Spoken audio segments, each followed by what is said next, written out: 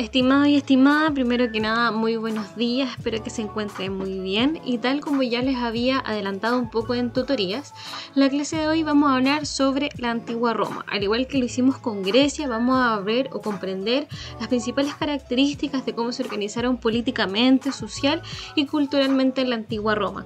Vamos a ver algunos rasgos específicos de Roma para luego la próxima clase ya vamos a ver una combinación un poco entre Grecia y Roma y su herencia cultural. Recuerden que estamos en la unidad 2 que se llama El legado de la antigüedad clásica. Eso quiere decir qué cosas nos dejaron a nosotros Grecia y Roma. Para comenzar vamos a ver primero el origen. Vamos a dividir el origen en dos partes. El origen que vamos a hablar o mencionar como histórico respecto de los aspectos geográficos y los pueblos asentados en lo que es actualmente la península itálica. Como podemos ver en este mapa, vemos hartos colores. Cada uno de estos colores significa diferentes pueblos que se fueron asentando en esta península itálica y que dieron vida a lo que conocemos en la actualidad como Roma o la antigua Roma. Entonces vamos a ver que uno de los pueblos son los etruscos que estaban en el norte y tenían unas ciudades muy ricas. También vamos a ver a los griegos que fundaron colonias en el sur. Recuerden que en algún momento los griegos también comienzan a expandirse y colonizar otros lugares. Los itálicos que están acá en el centro, que es la cultura más primitiva. Que de ahí van a salir lo que es los latinos, los sabinos, que son pequeñas divisiones donde va a estar la ciudad Roma, que luego después se va a expandir la cultura romana en general a partir de toda la península itálica. También están los cartagineses, que están en el sur y también en algunas islas importantes para la península itálica como Cerdeña o parte de Sicilia, también en Cartago, que es parte de África. En este caso los etruscos también están en una isla que se llama Córcega o parte de ella. Entonces podríamos decir que el origen histórico tiene relación con que, según investigaciones, los romanos eran latinos y por eso su idioma es el latín. En esto quiere decir que donde se fundó la ciudad de Roma, la principal cultura era la cultura latina, ¿ya? Y que de ahí se comenzaron a expandir por toda la península itálica. También que habitaban pequeñas colinas, eran agricultores y ganaderos, tal como lo pudimos ver en otras civilizaciones como de China, India, etc. Entonces, sabemos que para el siglo VII ya los etruscos van a comenzar a dominar la región, convirtiendo las aldeas en ciudades. ¿Recuerden lo que estaban en morado? Esos son los etruscos que van a comenzar a dominar. Gracias a los etruscos y el avance que tenían, van a hacer varios avances en lo que tiene que ver con el área urbanística. Eso quiere decir que las ciudades de ahora en adelante van a tener un sistema de alcantarilla. Eso quiere decir donde se botan o salen los residuos de las viviendas y también para que haya agua potable dentro de las ciudades. Y también van a construir murallas para poder generar defensa en las diferentes ciudades de todo Roma. Entonces vemos el origen histórico. Por otro lado, vamos a ver que también hay un origen que tiene que ver con la mitología, específicamente con los personajes de Rómulo y Remo. Esto lo van a poder profundizar en la guía a partir de un relato que explica cómo se fundó Roma a partir de estos dos personajes, donde estos dos hermanos fueron abandonados en el río Tíber y fueron alimentados por una loba. Luego ambos van a pelear por dónde van a fundar sus ciudades y un hermano después terminará matando al otro. En este caso, Rómulo va a matar a Remo y con eso él quedaría como el primer rey de Roma y comienza a ejercer o a establecer la monarquía en este lugar. En este caso vamos a poder ver que este origen mitológico de la ciudad de Roma y de que lo que será posteriormente la civilización tiene que ver mucho con su legado griego. Los griegos daban muchas explicaciones que tienen que ver con la mitología o los dioses o también el origen de sus ciudades-estado. Vamos a ver que también Rómulo y Remo van a tener padres que tienen que ver mucho con la mitología griega. Lean el relato o el mito que va a estar en su guía para que comprendan más este tema. Aún así, debajito de la leyenda o del mito de Rómulo y Remo les dejé un link que también hay un video cortito que le explica un poco también la historia de estos dos hermanos. Entonces, acabamos de ver el origen histórico que tiene que ver con las diferentes ciudades o colonias que se establecieron en Italia, como también del origen mitológico, estos dos hermanos que van a pelear por el trono de la ciudad de Roma.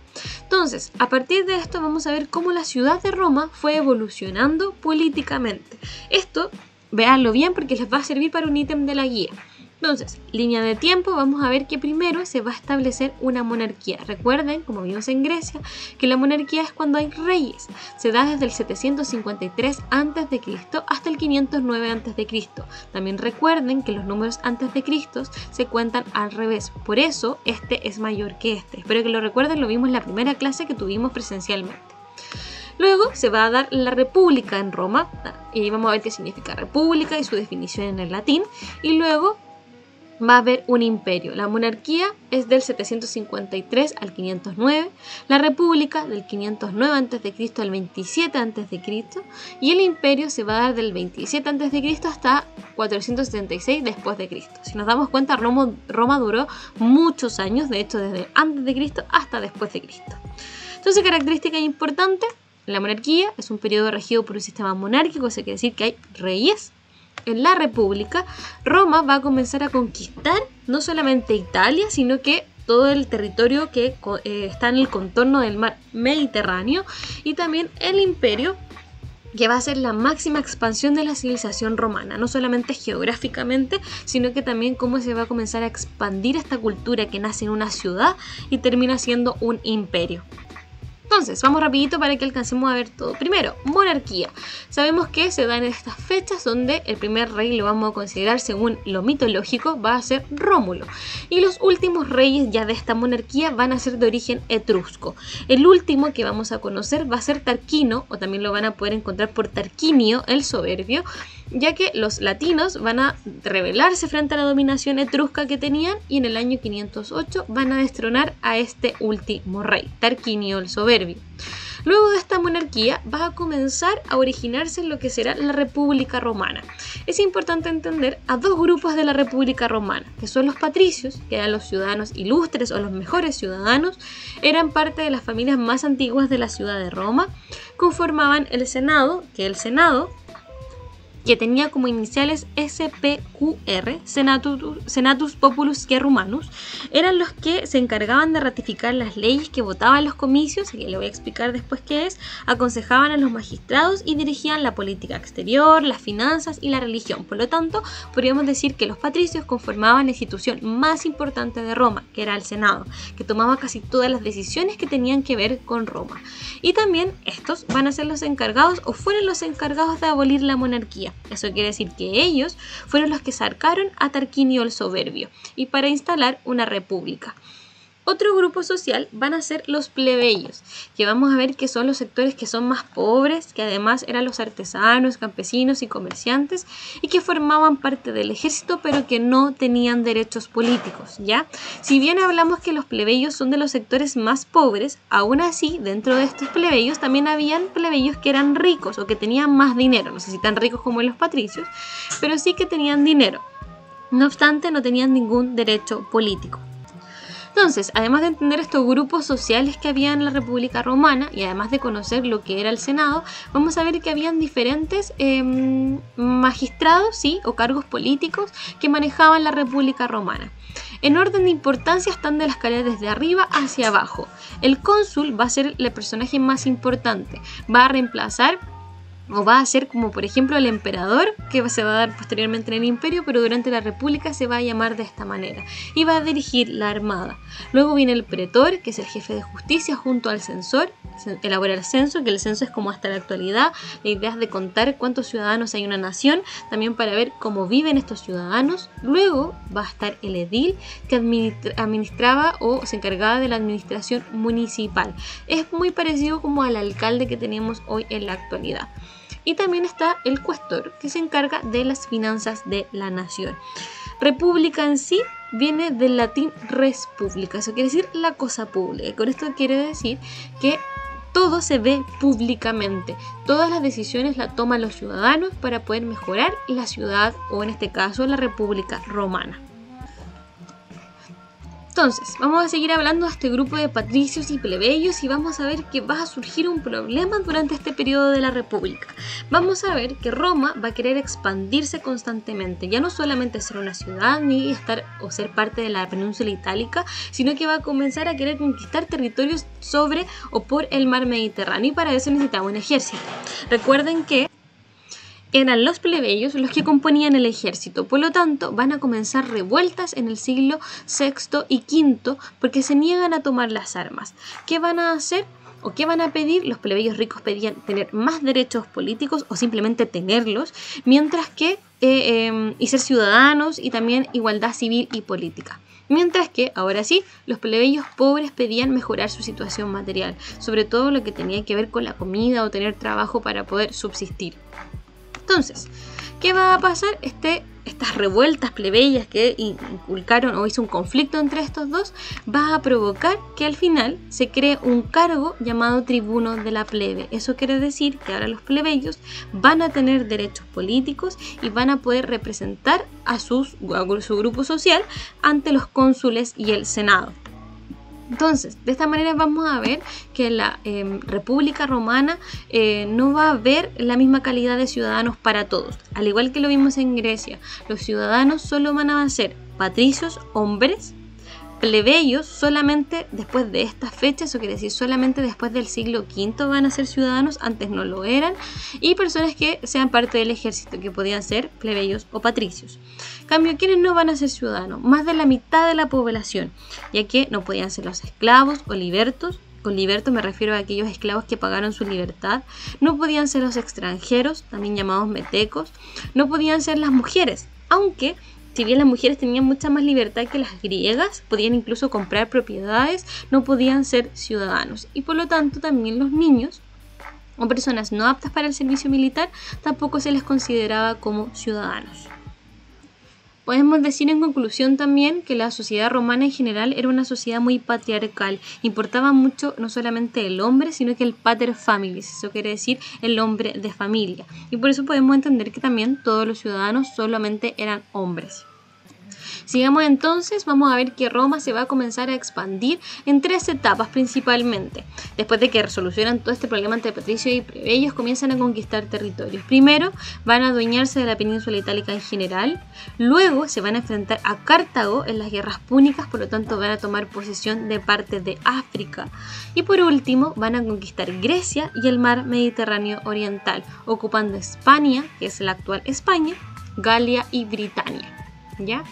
Entonces, vamos a ver que principalmente así va a quedar el mapa. Se van a expandir por la península itálica, parte de África, Asia, la Galia y también España, que es Hispania para esa época, y la Galia es la actual Francia.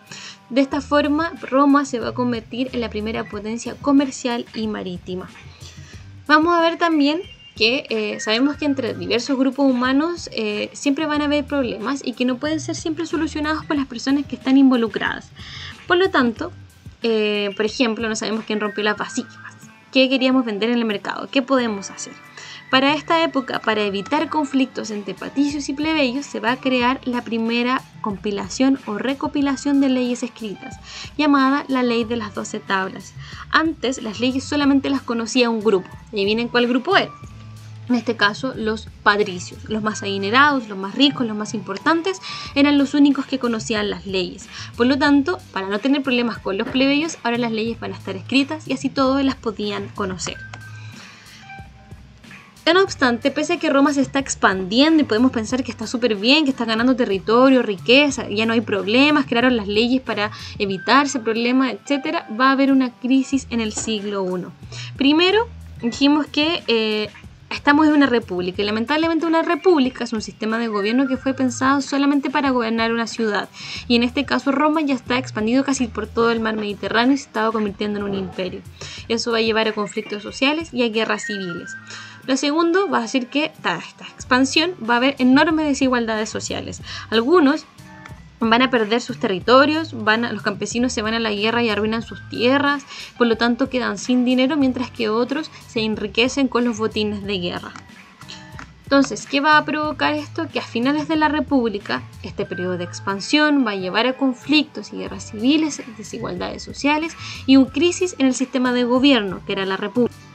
Y aquí es cuando aparecerá el personaje de Julio César. Julio César es quien gana la guerra civil que se había dado para ese momento. Es un general romano que es conocido por sus hazañas militares en las Galias. Si bien Julio César preparó el camino para la formación del imperio al declararse dictador vitalicio, vamos a ver que va a mantener un tiempo la apariencia de de un régimen republicano. Entonces vamos a ver que Julio César va a ser importante. Este Julio César, que dijimos que se declara dictador vitalicio, es de una familia patricia, pero siempre buscó ayudar a los plebeyos. Y esto va a hacer que el Senado se vaya en su contra, el cual va a crear una conspiración y lo van a asesinar en las escalinatas al Senado en el año 44 a.C. A la muerte de Julio César, su hijo adoptivo, Octavio, va a disputar el poder para poder tomar el cargo que había dejado Julio César y lo va a pelear con Marco Antonio, un general romano y que estaba aliado con la reina de Egipto, que era Cleopatra.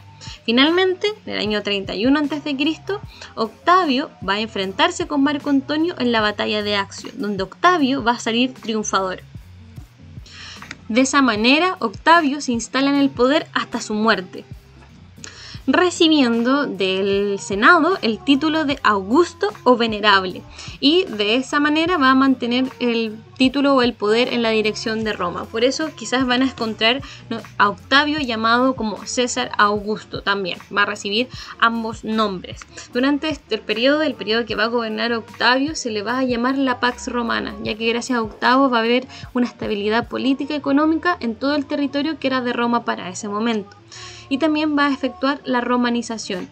Va a todos los pueblos que fue conquistando, le va a enseñar todos los valores, las instituciones romanas, para que así se sientan romanos. Vamos a ver que también durante este periodo, a lo mismo que se estaba dando la Pax Romana, va a aparecer específicamente en Judea el personaje de Jesús de Nazaret. Por lo tanto, va a comenzar a nacer el cristianismo, que vamos a ver que va a chocar un poco con la religión que Roma tenía para ese momento, que era politeísta. Al igual que Grecia, creían en muchos dioses y por lo tanto va a ser contraria al cristianismo, que solamente creen en un dios. Entonces, para finalizar, hemos visto el Imperio Romano Roma en sus diferentes etapas, tanto de monarquía como república e imperio, sus diferentes personajes y cómo hubo diferentes conflictos políticos a partir de ciertos grupos sociales. La guía tiene que ver, al igual que la de Grecia, con diferentes temas. Vamos a revisar la guía en tutoría para resolver cualquier duda o cualquier duda que tengan también de esta clase. Si no asisten a tutoría, recuerden que siempre me pueden consultar, ya sea por la página o por el correo. Eso, chiquillos, espero que les haya gustado la clase, espero que no les quede ninguna duda y si la tienen no duden en escribirme. Que estén muy bien, estamos hablando. Chao, chao.